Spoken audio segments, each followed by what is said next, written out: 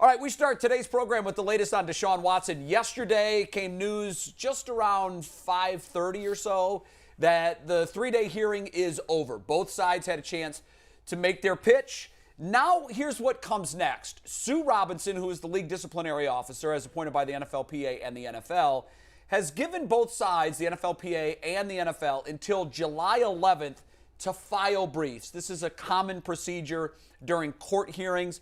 They may want to make points that they've thought of after the hearing was over. So by July 11th, all of that stuff needs to be submitted to Sue Robinson. So the theory that we might have this before 4th of July weekend, you can throw that out the window. That's not going to happen. At this point, I think if you're looking for a deadline, let's just say sometime before training camp. That gives her a couple of weeks after she has the briefs. In the meantime, over the next 10 days, she can pour through what she heard in the hearings. I mean, I would think the week of the 18th is the best case scenario. At this point, right? I would think really anytime after the 14th or 15th, because that'll give her a couple days to digest what's in the briefs. I think she has a general idea where she's going. Probably. She's just going to use all the information from the briefs that are filed, and she's going to make her decision after that. There was almost instantly, the NFLPA was the first to leak. I haven't seen any leaks from the NFL side. That might tell you something. Usually if things go well, you want to get the news out. It's true. The NFLPA, moments after this thing ended, was burning up Mike Florio's line. Now, he tweeted 4 successive tweets, and here's basically what he had to say. First of all, he mentions the hearing's over, some information from a source with knowledge of the proceedings. The NFL interviewed 12 alleged victims, and the hearing focused on 5 of the women making allegations against Watson. First of all, just a quick roundtable on that. That, to me, says that they found 7 of them to be not credible. If they weren't willing to bring up information from 7 of those women, they must have felt that they lacked credibility. Am I wrong in reading that in? I read it like this. You try to make your case. They took the 5 best ones, 5 best that they felt could make a strong case for themselves. So you don't necessarily discount the 7? Because you're not bringing all 12 in there, right? Unless you got if all 12 unless you got 12 egregious things going on, right? And in that case, it appears that they did not have that, but they said, let's take the best of the bunch, and we can make a stronger case for ourselves if we just So you think they just boiled it down to the best 5? I don't think the other 7 are necessarily not credible, but I would say at the very least they're not strong. Because think about it. They're not trying to get – they've admitted they're trying to get an unprecedented suspension here. Right. So if you're trying to get an unprecedented suspension, you would pile on with you'd use everything you could that you thought would help. That you had. So, they obviously didn't feel those other 7 could help them in their case. Just like in spades, man. Right now they telling me y'all got 4 in the possible. Yeah. You ain't got very many trump cards on here now. You got the 4 or the 5 that you brought up here. Now, if I had slam dunk cases, I'm definitely telling all 12. Because you know why? Because it strengthens numbers. How did we get here? They said 66, 24, the big numbers. Sure. If I can come in front of you and be like, Judge, I got 12 of these. We talked to 12, and this is what we heard from all 12. But I will say this as well. In any court proceeding here, any charges, they have a multitude of charges. Right. And then at the end, when they actually go to trial and go to court, they're only going with 2 because they dismissed the others because the others were really weak. Yeah. And when you look at it in totality, they went with the strongest ones they had. Okay, here was the second tweet from Florio. He said that and I immediately said that I thought this was the one that jumped out to me at first. Yes, non-legal mind. This was the one that caught my attention. The case presented by the NFL included no evidence of violence, threat, force, or coercion by Deshaun Watson. And I immediately said, wow, that's troublesome for the NFL. But a lawyer that I was speaking to after our 5 o'clock show yesterday immediately pointed out, but he hadn't been accused of any of those things. So the point the lawyer was making, it's no surprise that they offered no evidence to that because nobody had accused him of force, coercion, or violence. It's so weird. Like, we've talked about this case so much, and, I'm no stranger to hyperbole, obviously. But the hyperbole used to describe what Deshaun Watson, there's a lot of fans who are like, he raped these women and he did that. And it's like, whoa, he's not even accused. I didn't even realize, you said you didn't realize it either, he was not accused of any of those things. No. I mean, that's so crazy. And ultimately, I saw that and I said, well, what's the difference between, and we'll get to this part, between him and Robert Kraft? If he's not accused of violence or coercion, well, what did he do? And I say this part of it, right? I said in Houston, Texas, there were 2 in suburban Texas. There were 2 filings, tried 2 criminal charges against Deshaun Watson. They could not bring a case find a way to at least get him in court Right. to pursue those charges. I said there was a flaw here, and I will just tell you, if I read that tweet there, and they have none of those elements here, it's going to be hard to make a case against Deshaun Watson. Because those would be the criminal elements. Yes. Right. And so we know that he was alleged of doing some improper things during these massages. But when you really boil it down, if it wasn't force or violence or coercion's the tricky one. Yeah. Because coercion could imply that he manipulated them into Right. doing something they didn't want to do, either through his stature or power or fame. So even when the initial trials happened, when they interviewed the police officer in Houston, she was on the stand. This is actually on Yahoo. She tried to insinuate that coercion could be the fact that Deshaun Watson is 6'2".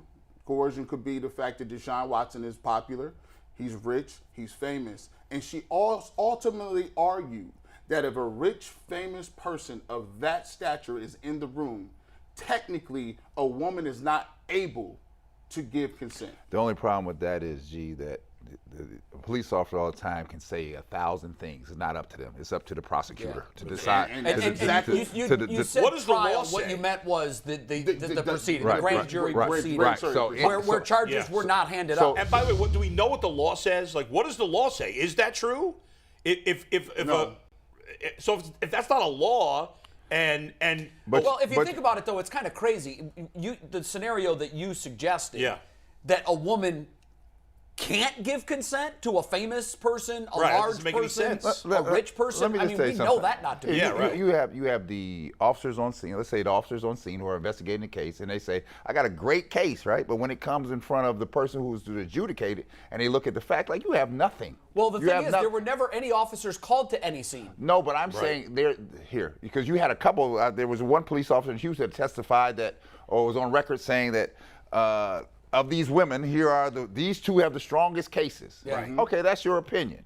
What about what the prosecutor says after they review Yeah, I all the don't know. facts? Yeah. Right. And they're like, no, I don't think so. Let's get to the third tweet. This was interesting, too, because in this tweet, we knew that the NFL was looking for the indefinite suspension, but the NFL admitted that the punishment it seeks, indefinite suspension or 1 year, is unprecedented. And then the fourth tweet was, and this kind of ties into the third one, also the league admitted that its security director investigated Robert Kraft and the situation that he had with the massage parlor in South Florida, On video? and that no punishment was imposed on him. Now, Bull, I know you're Yeah. not a Mike Florio fan. No. But what's your overall takeaway from this? As much as I've been critical of Mike Florio at times, because he sometimes and maybe it's because I do this a little too. He throws out stuff that's opinion and he tries to make it seem like fact. That's kind of how I talk too, so I kind of get it. But I've never accused Florio. He's not making anything up, right? So, like, is it possible his source has some wrong information? Of course, that's always possible. But I think this probably is pretty credible, right? Yeah. So if all of this is true, if everything he reported is true, I now look at Robert Kraft and Deshaun Watson, and I say, what's the difference? I say, well, Deshaun Watson, it's maybe more women. Maybe. I don't know if we know exactly how many women. Because Robert Kraft, I'm sure, wasn't the first time he went to one of those massage That I am parlors. aware of, my understanding of the Robert Kraft situation, it was just one woman. That So it's he more was caught women. up in a sting. Yes, They right. have One been there woman. multiple times. Right. With one person. Yes. Right, one time. But on the other hand, as you pointed out when we were talking about this before the show, Robert Kraft did something he knew for a fact was illegal. Correct. He went to an illegal operation. Deshaun Watson did not. So to me, I look at it now without knowing every last detail of what happened, and I say, what's the difference? There's really no legitimate difference between the two. The difference was Robert Kraft skated. Yeah. Right. And Deshaun Watson's career hangs in the balance. So one Right. thing that we've talked about on this program at length, and I think this comes into play when you look at that fourth tweet, that is in here, and that was leaked from the NFLPA no to Mike doubt. Florio for one reason. You knew they were going to sling that. They were going to sling that. It's the NFLPA saying, remember, the gun is currently in the holster, but it's loaded. It's the kit. Because the next phase to this, number 4, which I think is big, Yeah. the next phase to that is the league is going to say, we want to see what your security director unearthed on Robert Kraft. We want to see that. Right. Right. Because if you're going to connect the dot from Robert Kraft to no punishment, we want to see how you got there. And that's where it's going to get really interesting. right. And Robert Kraft then is going to put pressure on Goodell. Hey, Roger, let's get this thing over with. I said the other day the league was ready, the Players Association was ready to become a flamethrower. And they threw a couple darts out here to let them know they meant business. Now, what could happen behind the scenes is this still can happen in this interim period because the arbitration goes to the briefs being filed, which is a normal process. And I don't agree that she's going to make a quick decision. Typically, when I'm in arbitration, it takes a while for the arbitrator to come back because they go through the briefs in totality. Right. Then they have to form an opinion. How long does that process typically take? It could typically in my world 2 months. But 3 there is months. isn't there? There's a time. They've got pressure. They have pressure. Yeah. So I'm saying this. So there's an artificial time structure here. No, what's artificial is that people wanted to happen before this date. Well, that's what I mean. And I'm saying that it could not. It could. It's It could. possible, right? You think it's possible that it goes longer? could go longer. Right? Or it could possibly end in a settlement. Yeah, the league and the Players Association can still sell it, right? It depends. Again, it just really depends on how deep and dirty they want to go with it. Whoever wrote this is good. McNuggets, can I don't know if it's too much. The third tweet that talks about it's unprecedented, right? Give us 1 sec. All right. When you look at this, right? Yeah. They frame this perfectly. They say, we want an indefinite suspension, which we must admit has never taken place before. Right. Judges go unprecedented, right? Judges, she's a federal judge. She understands precedent. When you see that the NFL admitted that the punishment it seeks is indefinite suspension of at least 1 year is unprecedented. Then in the next clip, right? They carved this correct. They did this. They painted it so good. Yeah. And then you go to the next one and they say, well, we also admit that we investigated Robert Kraft for the same thing. Right, And there essentially. was no punishment imposed. And Watson's camp could argue, well, Deshaun shouldn't be punished at all. Robert Why- Kraft why- wasn't. I'm Trust me, that's I'm why sure they argued that. When the NFLPA made Yeah. their leak, they leaked it in that order. yeah, no doubt. Knowing that connect the dots from 3 to 4, and how are you asking for anything? Well, And hold on. Florio's Because the been owner the got nothing. Florio's no Browns homer, as we all know. No, Certainly. he's not. Guys, I based on what those tweets are, again, if they are accurate, I don't see, I've been saying 8 all along, I don't see how he can get any longer than a 6-game suspension max, and it might be 4 after seeing I all don't know. that. I don't even know how you get to 6, right? Because they didn't drop Snyder. They didn't drop Jerry Jones They yet, did that yet. right? They did kick out Jerry Richardson. Here, they did enough. Yes. They did enough to whet the appetite to say, league, how far you want to go with this? Right. Because we're prepared to go with it, right? But there's a lot of grievance on both You're sides thinking here, it could be scaled back maybe to 4. right? Because here, the unprecedented part is a problem. Oh, right? huge, It's a huge. problem. Yeah. Right. By the way, we keep saying unprecedented, but the league, Paul Hornig and Alex Karras were both kicked out of the league for a year for gambling. Right. I for guess- having an association with a casino. Right. actually. Maybe they mean for like this type of I behavior. think probably in guess. the player conduct era. Right, I think right. that's what So they're we're, talking that's about. true. we're using, But I do. I Calvin just, Ridley just got suspended we're, for a year for Yeah. gambling. I mean, we're using Yeah. Florio's words. Right. Yeah. But let's just get down well, to Florio was let's- reporting what the NFLPA Right. told him. Exactly. So let's get That's to, all. let's Exactly. get to the meat and potatoes. The meat and potatoes are that there's a decision coming, and I believe the Players Association made a great case. I don't think the NFL's case was as strong as they thought it was. No way. When you're beating the wins before the game, they're Yeah. trying to tell me how strong your case is. Well, Albert I was- Breer said that I was yesterday. I was expecting them to lay the mat down the first day. Yeah. And the mat they laid down was not as Now, strong. I do want to say one thing. So I read into the NFLPA leak. I said yesterday, whoever leaks first feels they have the strongest case. Mm-hmm. And I said that to somebody who covers the league, and they said, be careful with that, and here's why. And this was a great point. Yes, if you've got a strong case, you want to get that word out Right. quickly. If you got a weak case. But during the course of this proceedings, it was also leaked that Sue Robinson was not happy with the leaks. So if you're the NFL, if you're Roger Goodell, you get everybody together that has any knowledge of this case at all and say, everybody, zip it. We've got two distinct messages coming from our office. One of our people leaked that we're good within 6 to 8. Right. Another person leaked that that's completely not true. Right. We're looking erratic. We're looking divided. No more leaks. So it's possible we didn't hear anything from the NFL, not because they didn't love their case, No. but because they're trying to not piss off Sue Robinson to the point where she really comes down hard on the league and sides more for Watson. And Jay, let's talk about this a little bit. So the lawyers for the league are the lawyers for the league. See, they don't have Busby, right? Busby's not on their team. That's true, yeah. He's not arguing these cases. And from what I'm looking like, They worked with Busby to be they sure. worked with Sure, him. yeah. But when you're in front of that judge, it's different levels of what you can argue. Busby did a masterful job of doing what he needed to do, which is get his plaintiffs paid. Now, when you got to prove the suspension, they don't have that to lean on. They got to go prove that on their own merit, and it does not look like they're doing a good enough job. Because think about it, with all the stuff that we've heard as regular people, why would that not be out front when you're arguing this stuff, right? You bring 4 cases, and then they say no coercion, no violence.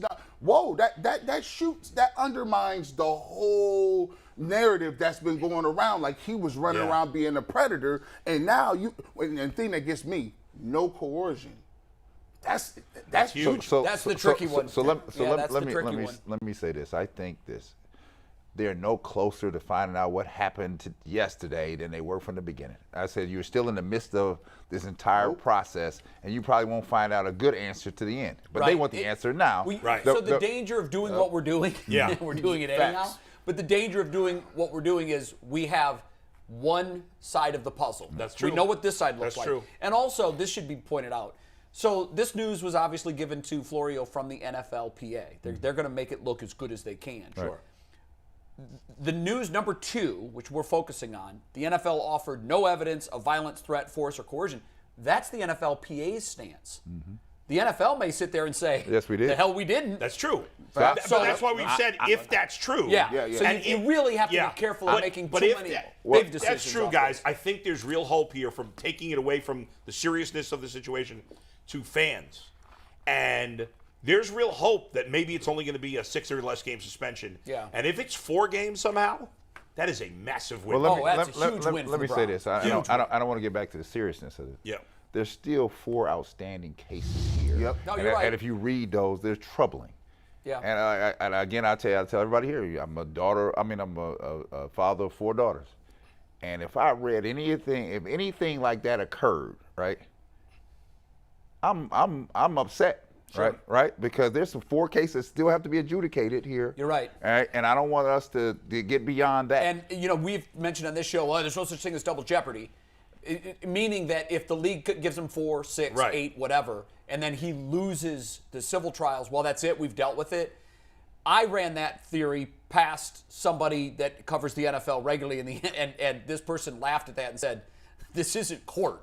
This isn't real world." But if the league gets more information, that's the key. that Not is necessarily the key. a verdict. If the league gets more information through the civil trials, things that nobody has heard yet. Yes, this person said, not only can they, you can bet they will. Well, they do that. They do that in the real world when they drop the charges without prejudice, so they can come back on you. If they, as long as you have it, but like double jeopardy is if you go through a trial, you're found not guilty, you can't be charged with the same crime again. We don't have to talk about double jeopardy because he did not go through that. Right. If the league wants to bring him in front of them again for things that they learned during the civil trials, I was told not only can they, but you can bet they will. I just think the bottom line of this right now is if you're a Browns fan, you're probably feeling more confident in him playing this season than you have in a while. Doesn't mean it's going to happen. I think you're right. Boy, there's been some ebbs and flows in this. Yes. But right now, you're feeling pretty good. You're feeling pretty good.